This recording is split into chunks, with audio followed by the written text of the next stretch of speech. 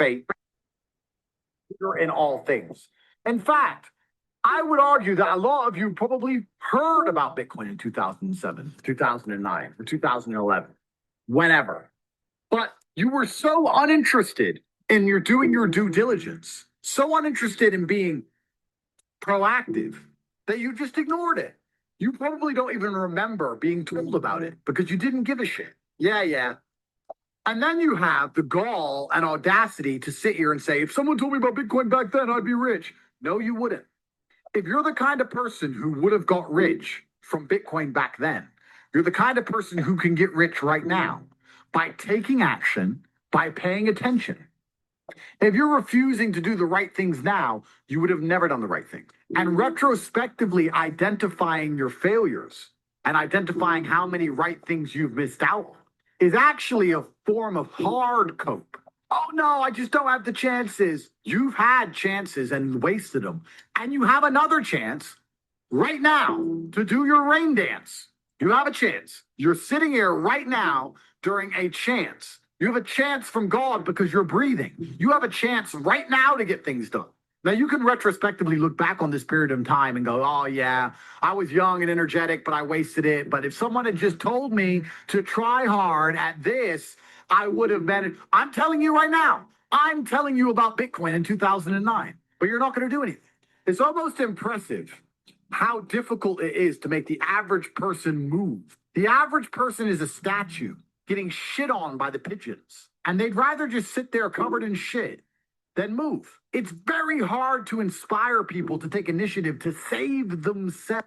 Alpha was voted by TradeLocker as the most popular prop firm in April of 2025, and that is of absolutely no else. It's incredible. Why? When they know that it's going to work. Some people are just born to lose. These are people who are betrayed by their own mind and can't be influenced even from the external because their own mind betrays them. There's a devil on their shoulder constantly holding them back. When you watch old kung fu movies and you see a master and he has chi, I totally understand the danger of a man with endless chi, endless internal power that he can convert into anything he wants it to be, whether it be mental fortitude at the time, physical fortitude, whether he can exert it as an attack. Chi is a super real thing, and it's self-generated. It is a decision. I want you to understand how my mind works. My core principle is endless work, endless attack. That is how you win in the end.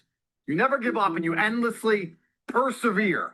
It's hard to destroy the man who endlessly perseveres. Perseverance is the key. It is very easy to accept an L when you've tried your best. It's easy. The reason I don't like that saying, well, as long as you tried your best, is because most people don't try their best. If you do try your best, it's very rare you fail. In fact, it's nearly impossible. People say it's okay to lose if you tried your best. The secret to the universe is if you try your best, you hardly ever lose. It takes some... Bro, how the fuck did I not see? That team was laying right there that whole time. You don't pull it off if you actually try your best. And on the few scenarios that's happened in my life, I'm happy to take the L because I can say, I couldn't have tried any harder. I've done my absolute best. I know I did my best. I can't try any harder. God knows more than me, and he decided that things have to be slightly different right now. That's fine. It's easy to take the L if you try your best. So if you try your best, you never feel the bitter sting of regret. You never feel the dark rankness. You never taste failure. It's never in your mouth. It's never lucid. It's never tangible because you approached the scenario with absolute vigor. And truthfully, effort is a muscle like everything else. The more you exercise it, the better it becomes. So even if you try for 100% for something and fail, you've exercised your effort muscle, which means you haven't failed because you've learned something and become better at giving effort to things. You've become better at being concentrated on a task. So it's nearly impossible to fail in these scenarios. A lot of sayings are overused, never a failure, always a lesson. And that's what's annoying about it, because it's true, but it's rarely applicable. You guys will say it's never a failure, it's always a lesson, when you didn't even try. That's wrong. That's a failure. But if you absolutely try your best, then it is a lesson, and there are benefits, right? It's like going for a PB in the gym. You may not get the PB, but your muscles get stronger because you tried so hard. That's how every single task should be approached. I'm trying to lift as much as possible. Perhaps I failed, but because I tried so hard and I strained so hard, my muscles ache and I got stronger anyway. Meaning I did not fail at the task of becoming stronger. There were tangible benefits to my effort in and of itself. Making things happen is the masculine essence to how you should approach the world.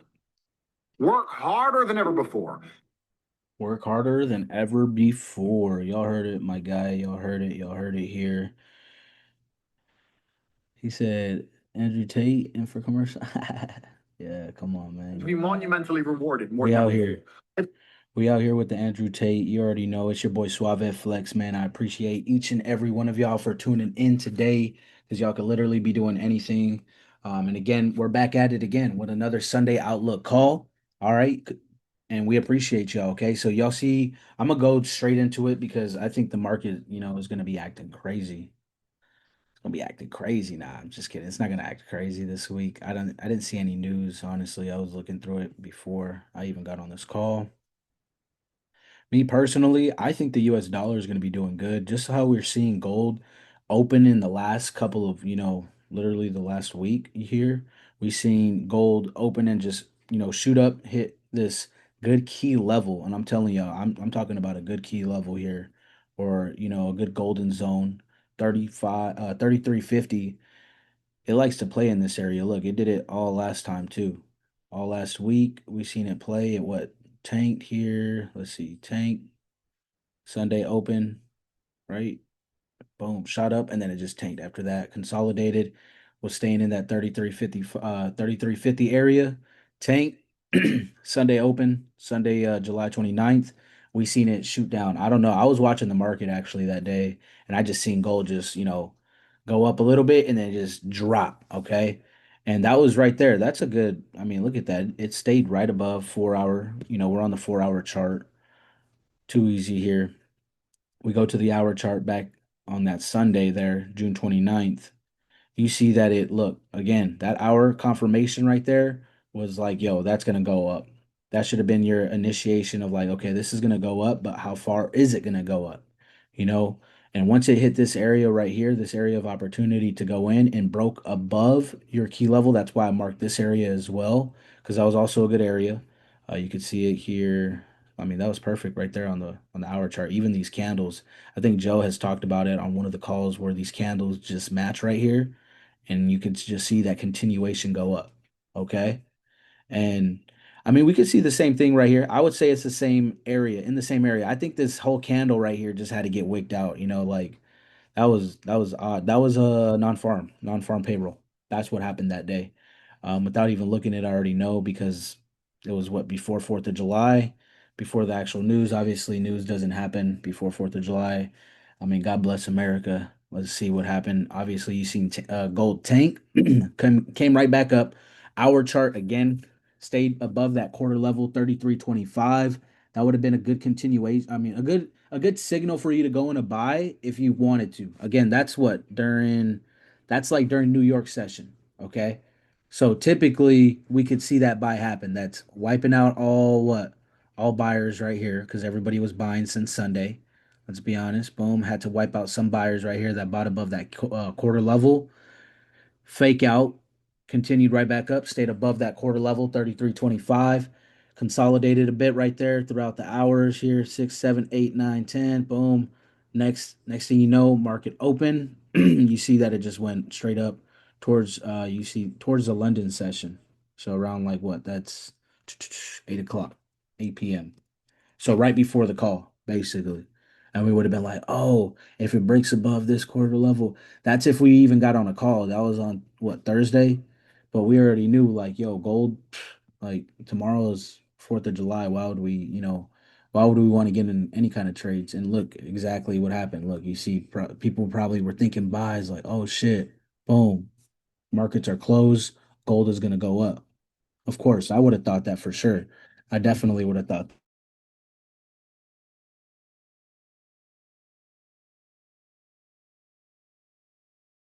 My fault, y'all. My fault. My fault. My fault. Had the kiddos come in here.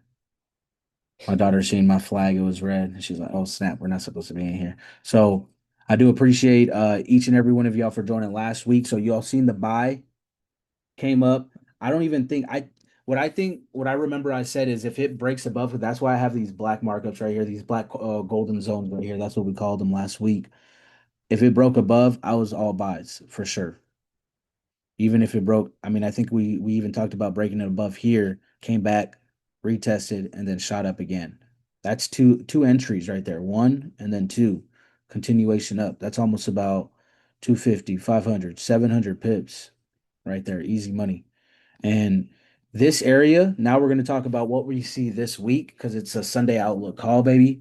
You know, like I'm going to be completely honest. I want to see some uptrends. Everybody's looking for uptrends, but I don't want to see that like right now. I think it's Sunday.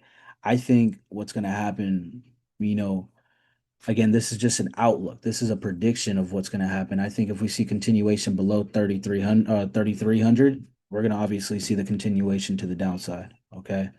And that's breaking, boom, right here, retesting back up to 33. And again, there's not that much news happening this week. You could see it happen. And essentially, everybody wants to see buys, of course. So it's above 33. I mean, we literally seen it touch 35 and then have not seen it touch 35 ever again. Okay. And that's what everybody wants. Okay. So if we want to see anything like that, a good opportunity to catch a buy, yes, a breaking above 30, 33.25 for sure. Obviously, that would be, I mean, ideal. That's what you would like to see above this right here. Once we see that break above, you're like, oh, buys. But we want to make sure we see a bigger buy would be above that 33.35 or yeah, 33.50, sorry. Tripping. I mean, if we go to the 4 hour, I mean that'd be crazy. But look at that, man. Like look at this wick over here. It looks like it's coming down for these wicks, man. Like we could even see it come right back down to 32.50. That'd be insane. That'd be nice. Look at this. I mean, it happened last time. Look at that. I'm telling you that 33.50 is a good area. We've only seen it break, what, one, two, stayed above it, and then it hasn't broke above. So two times, I guess three essentially, for being real. After that, hasn't broke, touched 35, and then just continued down. That's crazy. Where's the list? Oh, it hasn't even touched 35. I'm tripping. I thought it did touch 35. Could have sworn it did. Am I tripping? Ooh, child. Things are gonna get easier. Yeah, Tuesday, April 2025. Tuesday, April 22nd, 2025. Yeah, that was like right before, or that was right after I came back from Disneyland. That's crazy. Wild. All right, man. So, again, it's very easy. I'm not here to, give you guys a trade out. Typically we call out the trades throughout the week. Either Joe or I will come out and we'll say, whatever trade we want to, essentially give you guys or that we're looking at, that we're going in, giving out a stop loss and a take profit. Typically, obviously, we're going risk management. Not typically. You're doing the risk management. That's what you want to do. All right. And that's what we got to teach y'all because trust me, in the market, you can get it can get very, very ugly. You're going to want that money, the money that you essentially need and want and that you see the vision of, but we got to be patient. Okay. So when we call out these trades, just be mindful of how you're trading, proper risk management. Again, that's a disclaimer, man. We already know we posted up in the chat. So what we're looking for, if we're looking for buys above, break above 33.25. Excuse me. 1 second. Bop, bop. Bop, bop, bop.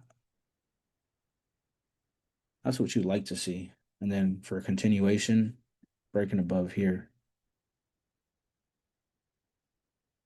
Again, if we're below 3,300, I might even see consolidation. You might even see gold just snap up and shoot up now.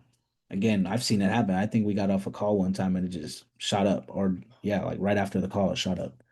So we can see things like that happen. One thing I really want to focus on is candles. I'm gonna get better with candles. I know Joe is icy with that, so I'm gonna get familiar with the what is it, the Candlestick Bible or something like that. Yeah. Get familiar with the book. It's free. You can download the PDF file. Definitely look it up. But for sure, this is the bias that we're looking for. Okay. Very easy bias. It's a one or two. It's a hit or miss. What's gonna happen? You know? What's gonna happen? I'm gonna send that into the XAU USD chat right there. And then if anything happens, we'll send it into we'll forward it to the homeroom chat. So if you're not aware of the XAU USD chat, get with Joe or get with I. We could definitely assist you on that chat and how you can definitely get into that locked in chat where we could definitely take a one-on-one coaching with y'all and further your trading. Okay. So again, I do appreciate y'all because y'all could literally be doing anything and y'all chose to be on this call tonight. So it's your boy Suaveflex, and thank you for tuning in on the Splash Brothers Outlook call, baby. Let's get it. All right. It's also about pleasing the universe and showing that you are prepared to put your concentrated calories, the calories you consume, you're prepared to put them into something. You're only going to be rewarded if you differentiate yourself from the crowd via effort. A lot of people don't know how to try anymore, but we are not like that. We know better. We know how to try. That's why we always endlessly win. You should feel genuinely worried about wasting a single second because you can't let the winners keep dunking on you. I've spoken at length about how the world is getting harder and harder.